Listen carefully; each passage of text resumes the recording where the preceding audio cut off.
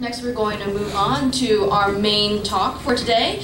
As you know, a main talk is a slightly longer presentation that sometimes we source from outside of the community and sometimes inside the community. Today, we are very lucky to have an OASIS member, Gary Houle, who's going to talk to us about the canvas of cosmology, an overview of the past, present, and future of the universe. Please welcome Gary. I guess we're live here. And I'll say good morning again to everyone. Cosmology's been a casual interest of mine, I guess basically my entire life.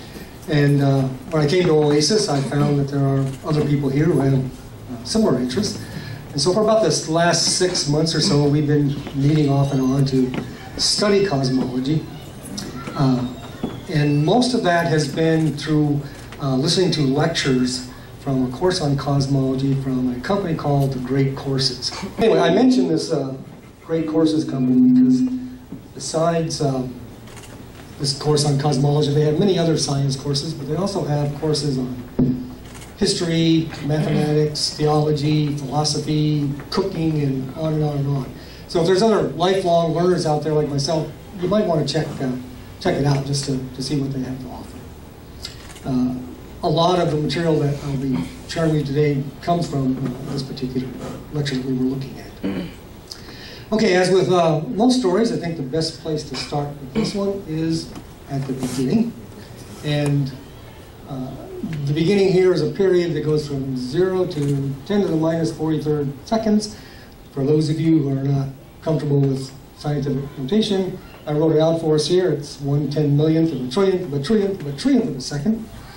If you need something more tangible, it's about the time between GOP leadership attacks, panic attacks these days during the election.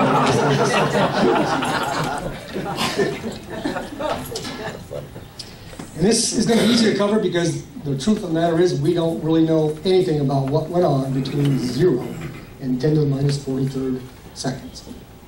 The two branches of physics which are used a lot in cosmology are Einstein's general theory of relativity, which is a theory of gravity, and quantum field theory, which is the theory of the very, very tiniest things in the universe. And relativity deals with the big stuff, how galaxies work, how the entire universe works. But when you get down to near 0, the equations just can't tell us what's going on down there. So our hope is that somehow quantum field theory, which deals with the very small, will help us, because at this time, the universe was way, way smaller than any subatomic particles that exist. And so hopefully they will come up with something which we refer to as quantum gravity, which takes gravity from relativity and takes it down to these small pieces of the universe and in small times. But for the time being, we just don't really know what's going on there. Okay, every once in a while I'm going to do a little scientific review from our science classes back in high school or college. And I want to real quick go back and review the 4 fundamental forces of nature. 2 of them almost all of us know about, electromagnetism, which runs computers not always well sometimes. Gravitation, of course, holds us down on the floor here. But 2 less well-known ones are the weak interaction, which deals with atomic radiation, and the strong interaction, which is the force that holds together the nucleus of atoms. And I mention these because right after the Big Bang, our theory holds that all of these forces were actually just combined into one force. And in just a few trillionths of a second, they separated. First, gravity fell out here. Second came the strong force, and then finally, just again, trillionths of a second later, the electromagnetic force and the weak force came out. Now, I mention this because when the strong force separated, it precipitated 2 events which ended up being the basis for the entire rest of the universe forming. And do one more second of talking. The first event was the creation of all the fundamental particles of the universe. Now, fundamental particles are particles that are not composed of any other smaller particles. And we may all remember this model of the atom that we learned in our science classes, where you have a nucleus which has protons and neutrons in it, and it's orbited by electrons. Now the electron is a fundamental particle. There's no smaller pieces to it. But it turns out, and this is fairly recent findings, that the protons and the neutrons are not fundamental. They are composed of smaller pieces, which have the fundamental name of quarks. And you can see here that we have 3 quarks that make up each of these. They're giving the names up quarks and down quarks. The proton has 2 ups and a down, and the neutron has 2 down and an up. But these are fundamental particles. All the fundamental particles that we want to talk about today are here. The 2 quarks we just saw. The electron, which is part of the electromagnetic force. The gluon is the force that holds those quarks together inside those protons and neutrons. And there's 2 others that have shown up here. One is the Higgs particle, which has been in the news a lot in recent times because of the Large Hadron Collider. It's the particle that gives mass to particles like the quarks. And the quarks in turn give mass to the protons, and the protons give mass to the atoms, and that's why we have mass in all of our stuff, and these things exist. This is a fairly new discovery, dark matter. We actually know virtually nothing about it, but it turns out that it is fundamental in the universe becoming what we know it today.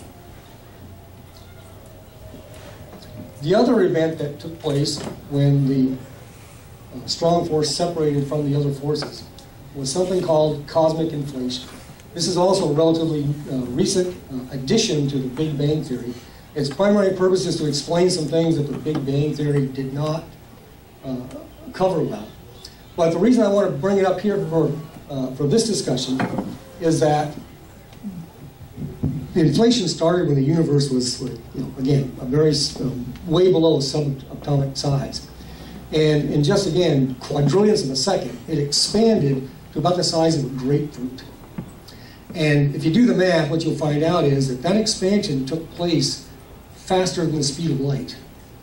And people say, well, wait a minute, didn't Einstein's theory say nothing can travel faster than light? And that's true.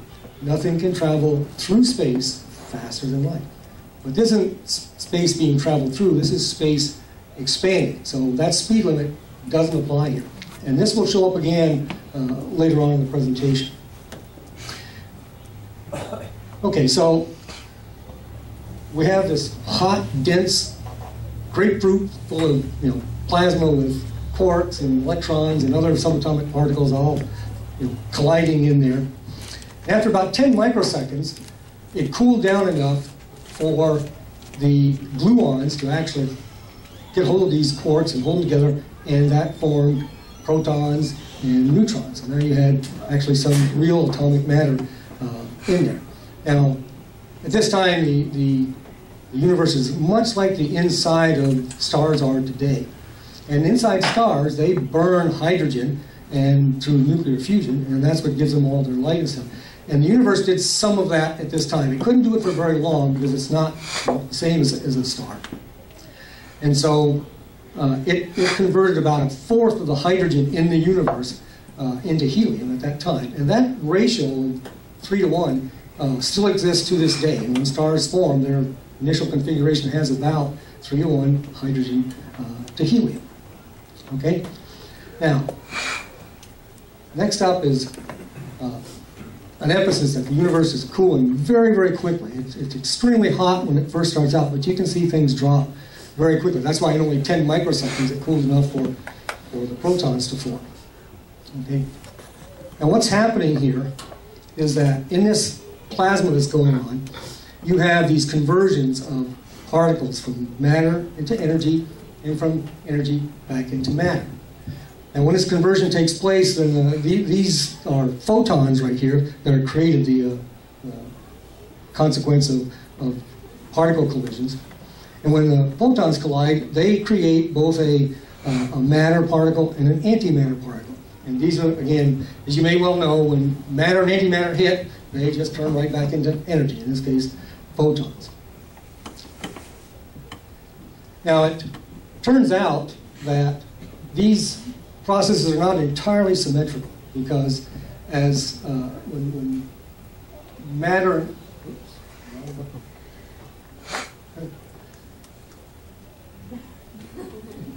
There we go.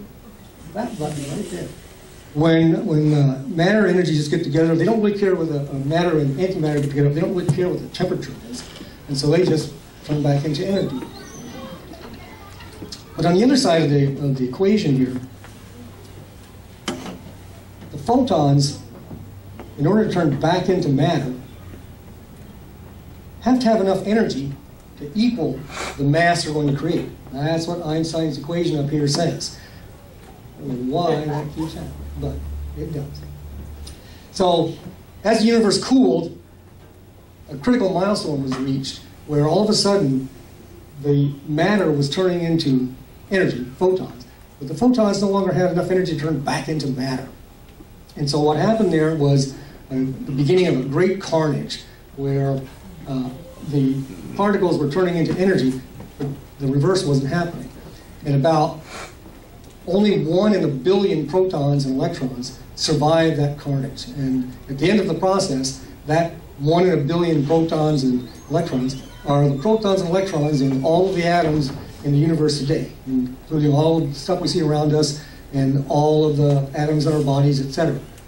So it's kind of interesting to note that the protons and electrons in your body survived a game of Russian roulette with a gun that had 1 billion bullets and 1 blank. So pretty lucky little creatures there. Okay, so this is kind of how things went for a while, because now the universe was mostly just radiation, light, energy. And you have to understand that this was not the kind of radiation that you would think of, because it was so dense that it had a density 200 times that of lead. So imagine a light so bright that it was a density of 200 times that of lead. I mean, I can't fathom that, but that's what the theory tells us. So this is how things stayed for about the next 380,000 years. And at that point, another milestone was reached where the temperature cooled. Again, it's dropping very quickly, and continues as the universe expands. And at that temperature, the protons were able to, and the neutrons were able to actually grab those electrons that were floating around in there and form real hydrogen and proton and helium, not ionized hydrogen and helium. Okay? And so now you have the basis of atomic matter that will actually end up forming stars. And so things goes along for another, about 100 million years, and at that point, gravity is finally starting to show some of its effects. But what it's showing effect on is primarily the dark matter that's kind of been in the background to this point. It turns out that there were, finally we'll get to this picture, there were areas of higher density of dark matter, and they started coalescing into little groups, as you can see marked there by the circles. And they actually condensed down into spheres of dark matter. The problem is that dark matter does not interact with anything, not even itself, and so it can't condense down and form stars. But without it, atomic matter, the hydrogen and helium that's out there, was just too thin to do that in itself. It was doing some contraction, but it was so slow that without dark matter, even to this day, not a single star would have formed yet. It just was too long a process. But thanks to these spheres of dark matter, they sucked the atomic matter down into the center, and their gravity could compress it to the point where nuclear fusion could start taking place, and that was the beginning of the first stars. Kind of a long road to get to stars, but that's kind of how it went. They were not stars like we know today, because at that time there were no heavy elements. They hadn't been created yet. And so these stars were made of pristine hydrogen and helium. And as a consequence, they were massive, 100 or 200 times the size of our sun. As a consequence, they were about 20 times hotter and about 1 million times brighter. And this resulted in a couple of things. The first being that the radiation from those suns pushed away all of the other matter in the area. So no other stars could form around there. And so what you had is a universe that had what we call first light, which consisted of these massive intense stars scatter by themselves all over the universe. And they lead very lonely lives, but also very relatively quick lives. They were so massive that they burned through their hydrogen fuel in about 1 million years. And as a consequence of that, they started to die, and because of their size, they always died in supernova explosions. And it was at that point that the first heavy elements were created. First you have carbon is made, and then neon, and then oxygen, and then silicon, and then finally iron comes out. And so when the supernova took place, all of this heavy element matter was spread out into the universe, and it polluted the hydrogen, the pristine hydrogen and helium that was out there. So subsequent to that, when stars formed, they could be smaller because the matter was more dense, and they were more like the stars that we see to this day. Also, because they weren't so bright, it didn't blow all the other matter away, and so the stars could form in nearby vicinities. And so you started getting clusters of stars, and this is how we get from stars to other elements in the universe. The stars that were born close by formed groups, the groups got together to form clusters, and then the clusters got together to form galaxies. And then the galaxies did similar kind of things, and they formed groups and clusters and then even beyond that to larger structures, which where this comes from.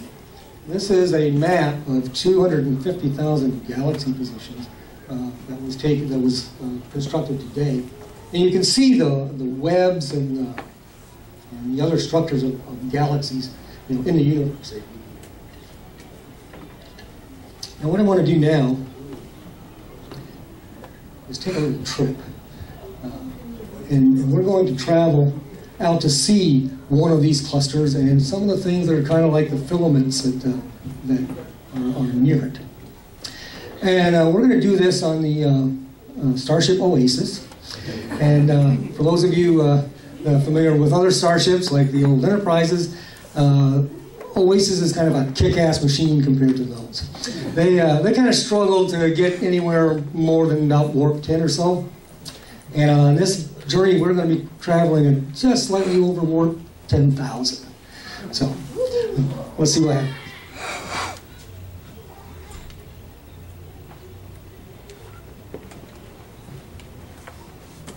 Okay, so here we go. We're going to start. Let's hope this all works.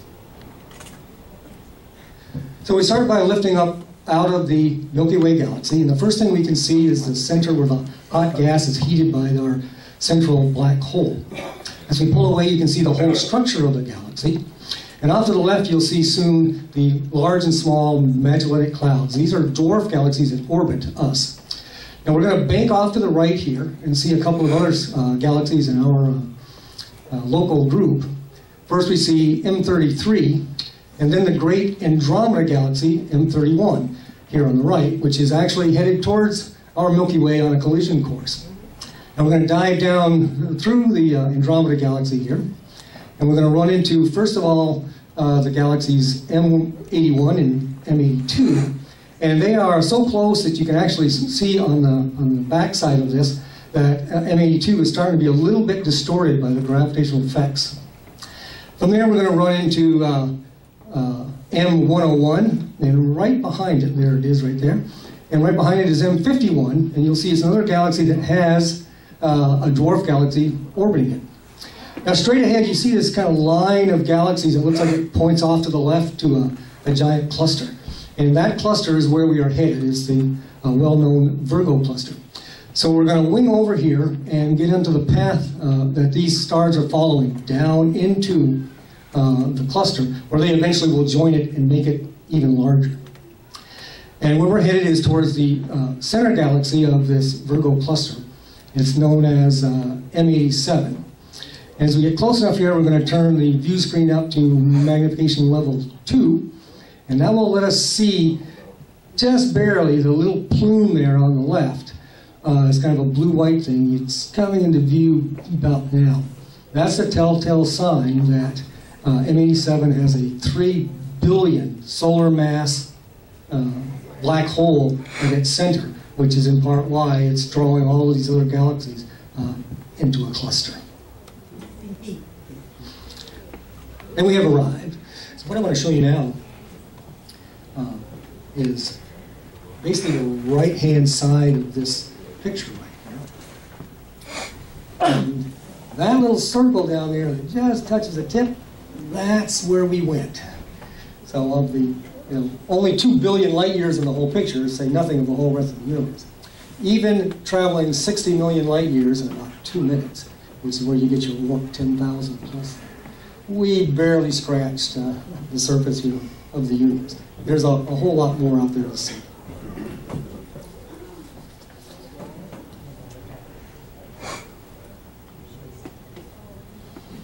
Okay, so I want to kind of wrap this up by taking a different tact here. And I want to first kind of give you some an overview of just what the universe is made of here. And surprisingly, it's only about 5% atomic matter, neutrinos, radiation, those kinds of things, stuff that we're all familiar with. A little over a quarter is dark matter in the universe. But by far the largest part is something known as dark energy, which I have not talked about yet, and I want to just briefly touch on that. I've been saying all along that the universe has been expanding and cooling, and so the question is, well, so why is it expanding? And many people would think, well, it's because there was a big explosion with a big bang, and everything was kind of thrown out into the universe, and that's why it's going. But that's not actually what's happening here. Right after the Big Bang, what it did was create space. It turns out that space also has energy.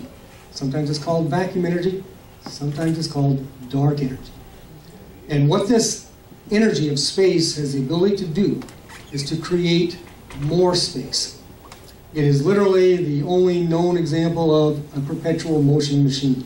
It has the ability to reproduce itself at will, ad infinitum. And so that's the expansion. It's just because there's more space being created all the time, and so it's just getting bigger and bigger and bigger. Now, I have this rather formidable looking chart here, but it's not as bad as it looks. We go all the way back, to just after the Big Bang here. And remember I was telling you about the radiation that was 200 times denser than lead. So it had the highest density of anything else, either matter, including dark matter, or the energy of dark energy. Now remember, Einstein's equation says that mass and energy are the same thing, and so we can talk about energy having an equivalent mass, which again provides a gravitational pull. And so the radiation at that time was responsible for slowing down the cosmic expansion. It couldn't stop it, but it was primarily the force that was slowing it down. But as the universe expanded, it thinned out, and it thins out faster than either atomic matter or dark energy. And so about 60,000 years later, it crossed below matter, and matter became the most dense element that was, again, slowing down the cosmic expansion, but again, not able to stop it. Now, back in 1929, Edwin Hubble, Hubble telescope fame, was the one who discovered that the universe was actually expanding. And in 1998, two astrophysics teams, one from the US, one from Australia, found that not only was the universe expanding, but it was accelerating. The expansion was getting faster and faster. And the reason that happened, because about 5 billion years ago, there's dark energy right there. Atomic matter dropped below the dark energy as the densest thing, working on cosmic expansion. And the key is because dark energy creates more space. It's not slowing down the expansion. It is the cause of the expansion accelerating. It is making more space. And as you make more space, it's just like people. You got more people, you get more babies, you get more people. Well, you got more space, you get more space, and it makes even more space. And this occurred about 5 billion years ago, just about the time our sun was being born. And ever since then, the universe has been expanding faster and faster and faster. And you also remember at the beginning I said, you know, during that inflation period, that space is not restricted to the speed of light. And so this expansion will keep speeding up, and eventually it will surpass the speed of light. Now, gravity can, on a local basis, hold things together, like planets and suns, or even galaxies, and maybe even local groups of galaxies. But those that are separated by far, the expansion will separate them and separate them. And once that expansion gets beyond the speed of light, then all of the rest of the universe will wink out, because the light from them will never be able to reach us again. It's similar to if you were taking a ship from Europe to the US, and you were traveling at 10 miles an hour, but tectonic plate motion was separating the continents at 11 miles per hour. You can sail all you want, you're not going to get there. And that's what will happen to us. The light emitted from all the other parts of the universe just will not be able to keep up with the expansion, and we will never see it again. And so we will live in a very tiny universe that is completely dark outside of our local region. Kind of a dark prospect for the long-term future. But in the meantime, there's a lot of things out there that I can't imagine how interesting and wonderful they would be. And somehow the little boy in me wishes that Starship Oasis was real and could take us there. Thank you.